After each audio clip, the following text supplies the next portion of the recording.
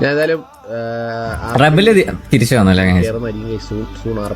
കുറെ പേര് റിക്രൂട്ട്മെന്റ് ടൈമിൽ പറഞ്ഞത് റബല് അവന് റബൽ അങ്ങനെ ഇപ്പോൾ നിങ്ങൾക്ക് തന്നെ അവന്റെ മോൻ ഇപ്പോൾ ടി വി ഉണ്ടായിരുന്നതാണ്.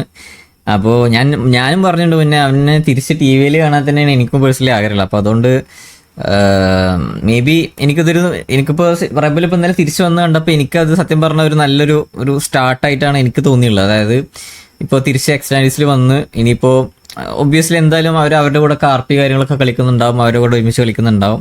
സോ അങ്ങനെ കളിച്ച് മിങ്കിളായി അല്ലെങ്കിൽ സൂൺ ഫ്യൂച്ചറിൽ മേ ബി ഒന്നിച്ചേക്കാം തിരിച്ച് ബാക്ക് ടു ടി വി എന്നുള്ളൊരു അനൗൺസ്മെൻറ്റ് മേ ബി എന്തെങ്കിലും കണ്ടേക്കാം. അങ്ങനെ കാണാനാണ് എനിക്കും താല്പര്യം. അപ്പോൾ അതിൻ്റെ ഒരു ബെറ്റർ സ്റ്റാർട്ട് ആവട്ടെ ഇപ്പോൾ തിരിച്ച് വരവ് റബലിൻ്റെ. അപ്പോൾ അതുകൊണ്ടാണ് ഇപ്പോൾ റബലിനെ പറഞ്ഞിട്ട് കേസ് അവന് ഇപ്പോൾ ഗ്യാങ്ങിലൊന്നും കളിക്കാൻ താല്പര്യമില്ല, വേറെ ഗ്യാങ്ങിലൊന്നും കയറുന്നില്ല എന്നുള്ളത് പറഞ്ഞിട്ടുണ്ട്. അപ്പോൾ അതുകൊണ്ടാണ് കേസ് അത് ഇപ്പോൾ കെ വിയിലാണെങ്കിലും അതിൻ്റെ ഇതില്ലാത്ത ഗോഗു ഇങ്ങനെ പറയുന്നുണ്ടായിരുന്നു അവരും ഇങ്ങനെ RP കയറിയിട്ട് ഒരു കമ്പനി അടിച്ച് അടക്കാൻ പറ്റുന്ന ഒരു വൈബ് സെറ്റായിട്ടില്ല എന്നുള്ളത്. അപ്പം നമ്മളും കൂടി അങ്ങ് കയറുമ്പോൾ അങ്ങ് വൈബാവും എന്ന്.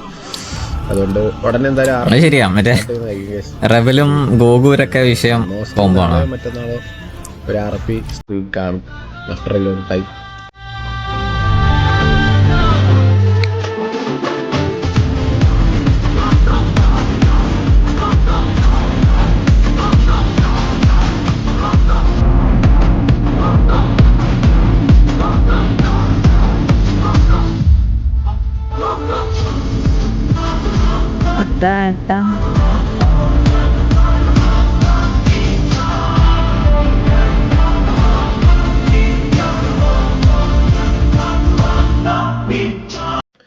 ഏതായാലും മറ്റേ പണ്ട് ടർഫ് വാറിന്റെ ടൈമിലെ മെയിൻ 2 തലകളായിരുന്നു അപ്പാപ്പനും റബലും.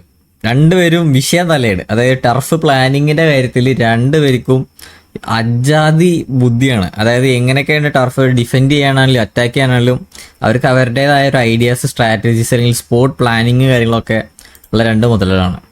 ഇവർ രണ്ടുപേരും കൂടെ ഒരുമിച്ചുള്ള സീനായിരിക്കും. എൻ്റെ അപ്പോ